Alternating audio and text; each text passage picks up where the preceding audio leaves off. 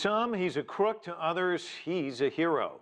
Drug lord Pablo Escobar launched his operations in the 1970s, smuggling cocaine between Colombia and the United States. Within a decade, he became one of the world's richest men.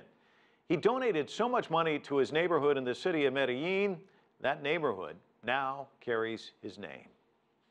Since then, Medellin has gone from being known as home of Pablo Escobar to the city that's most innovative city of the year. Its makeover is largely attributed to innovative urbanism that brings large-scale public works to the city's underprivileged neighborhoods. Medellin is about to embark on its largest and costliest project yet. CCTV's Michelle Begue has insight into the city's River Park project.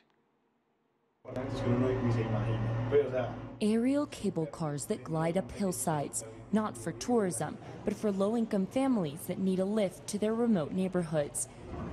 Escalators used outdoors on a steep mountainside. A metro system that publishes books.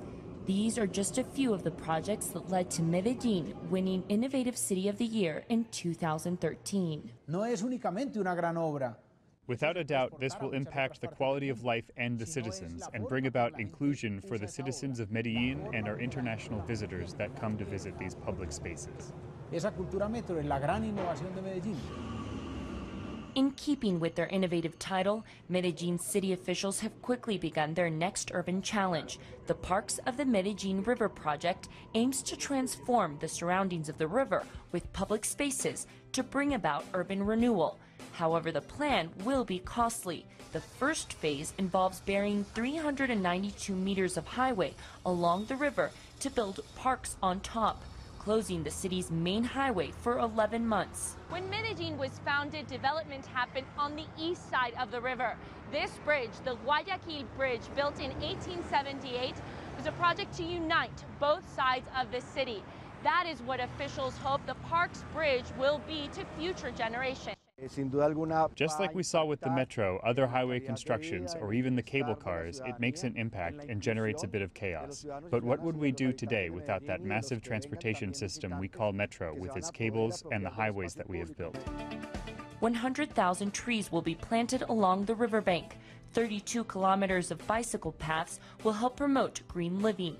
But with all the benefits touted by officials, the project remains controversial to some. We are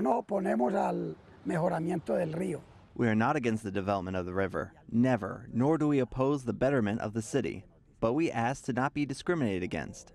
Just because we are poor, we shouldn't be thrown away to a corner. Hernan Lopez is a community leader of the Sinaí neighborhood, made up of mostly displaced families that ran away from Colombia's armed conflict and sought refuge along the riverbank. If families are relocated due to the urban project, Mr. Lopez says they want it to be on their terms. We want condominiums in the same sector, in our habitat. We don't want to be thrown out like they've done in the past with the people of the Sinaí neighborhood. City officials told CCTV that provisions are set for special interest housing for low-income families in case a community is moved.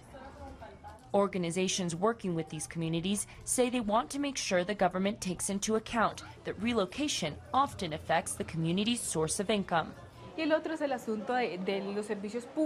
other issue is public services, how to guarantee that these people have access to services that bring about a better quality of life.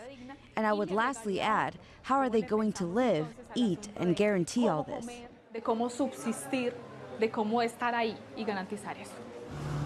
As the debate over the current project continues, city officials remind us that the metro system was also once highly controversial.